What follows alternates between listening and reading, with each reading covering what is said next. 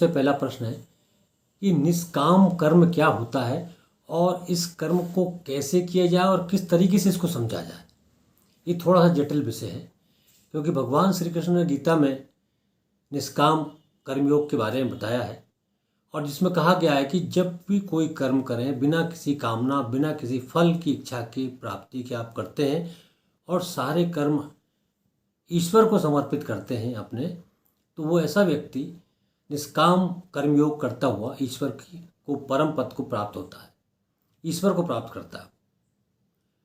अब इसको आप देखें तो निष्काम कर्म जो शब्द है उसके संधि विच्छेद करें तो आप पाएंगे कि निष्कामना, नाम नहीं बोलते हैं, निष्काम बोलते हैं।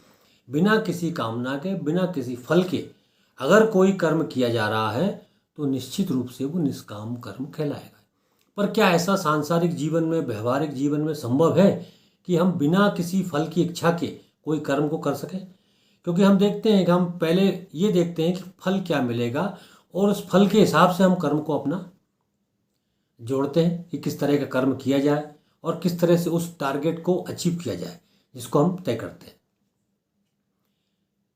तो इस तरह की जो विचार रख के हम चलते हैं तो यहाँ निष्काम कर्म की जो स्थिति है उसको नहीं पा पाते हैं।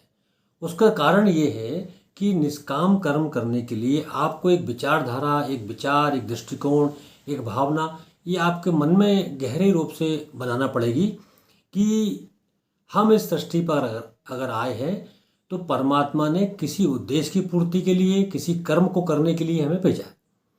यानी कि स्पष्ट शब्दों में यह है कि हम यहाँ पर परमात्मा के सेवक के रूप में कार्य कर रहे हैं, हमारा खुद का कोई अस्तित्व नहीं है। तो जब हम अपने आप को किसी का सेवक समझते हैं, किसी का कोई हमारा स्वामी होता है, तो हम जो काम करते हैं वो ईश्वर के आदेश से, अपने स्वामी के आदेश से करते हैं।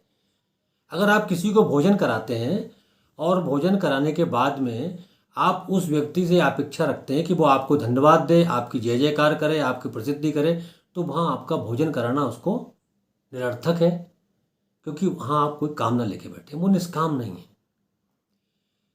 तो ऐसे जो जब विचारधारा आपकी बन जाएगी कि हम जो भी कर्म कर रहे हैं ईश्वर के आदेश से उसके सेवक के रूप में कर रहे हैं, तो आपको कोई अभिलाषा, कोई इच्छा नहीं रहेगी। उदाहरण के लिए कोई गवर्नमेंट सर्वेंट है या किसी कंपनी में कोई एम्प्लॉय है और उसकी एक ड्यूटी निर्धारित है कि उसको एक पर्टिकुलर टाइम पे ये काम करना है। अगर वो उस काम को करते समय जिस व्यक्ति के लिए वो काम कर रहा है वो अपनी पूरी ड्यूटी निभाते हुए पूरी ईमानदारी, पूरी मेहनत से उस कर्म को कर देता है, उस काम को कर देता है, वहाँ तक तो ठीक है, क्योंकि उसके कर्म के जो फल देने वाला उसका स्वामी है, जो उसका एम्प्लॉयर है, उसका मालिक है, वो देगा। लेकिन जब वो व्यक्ति जिस व्यक्ति का काम कर रहा है अपनी ड्यूटी का निर्वहन करते हुए, अपने कर्तव्यों का निर्वहन करते हुए, उस समय उस कर्म को करने के बाद वो ये अपेक्षा रखता है कि जिस व्यक्ति का उसने काम किया है, जिस व्यक्ति के लिए उसने अपनी सेवाएं दी हैं, वो व्यक्ति उसे कुछ प्रतिफल में कुछ दे, जबकि वो उससे प्राप्त करने का अधिकारी नहीं है। क्योंकि जो करना है, जो काम किया है, वो उसकी ड्यूटी है, उसका कर्तव्य है, वो उसको कर्तव्य निर्वहन करना है। उसके कर्तव्य से उस व्यक्ति को कितना फायदा हो रहा है, क्या चीज़ें उसको मिल रही, उस संबंध में कोई विचार करने की उसको आवश्यकता, उसको अपना काम करना है। लेकिन कभी कभी स्थिति ये बनती है कि जब आप देखते हैं कि कोई व्यक्ति ऐसा गवर्नमेंट सर्वेंट है या कोई प्राइवेट एम्प्लॉय है, किसी के लिए काम करता है और किसी व्यक्ति का काम करते हुए उससे कुछ अभेद रूप से प्रतिफल की, कोई ऐसी चीज़ की अपेक्षा रखता है जो उसके अधिकार क्षेत्र में नहीं है और जो उसको नहीं लेना चाहिए।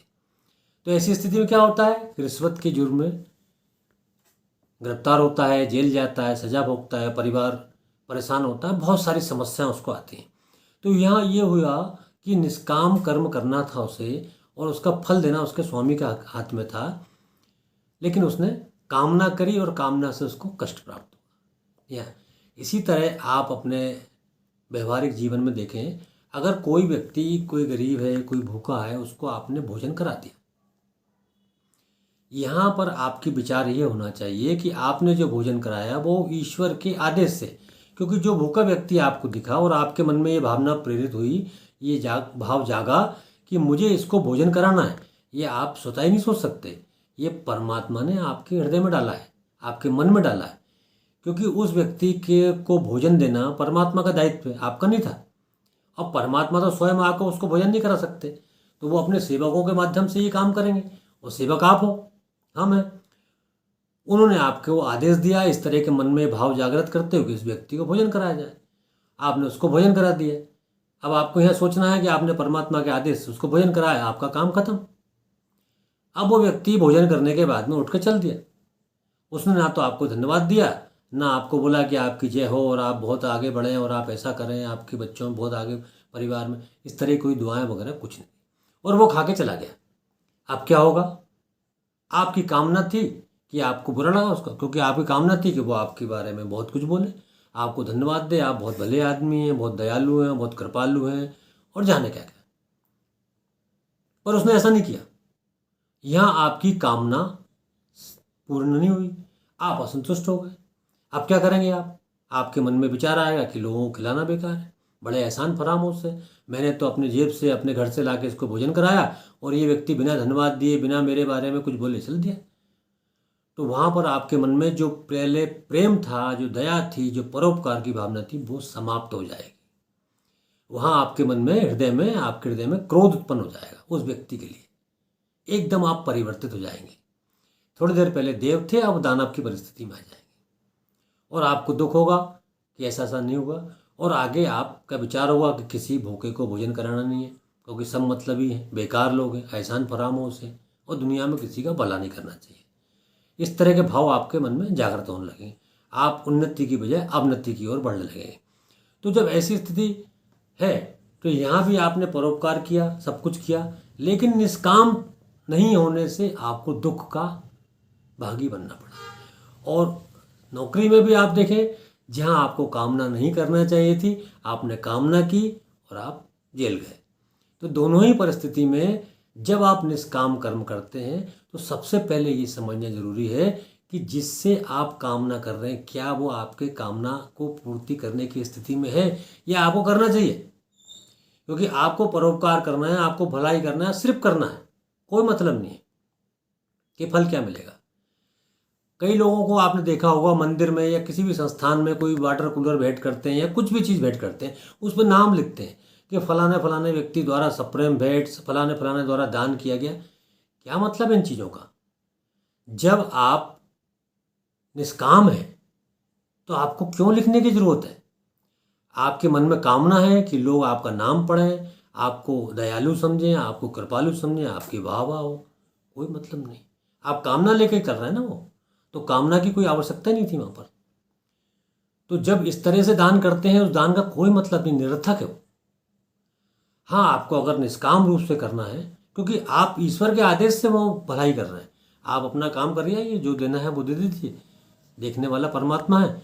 आपका कर्म उनके खाते में लिखा जाएगा, काउंट हो जाएगा, जब जरूरत होगी उसका फल मिल जाएगा। जब आपको कर्म को केस करना हो, केस हो जाएगा। तो निष्काम कर्म करने से पहले बहुत विचारधारा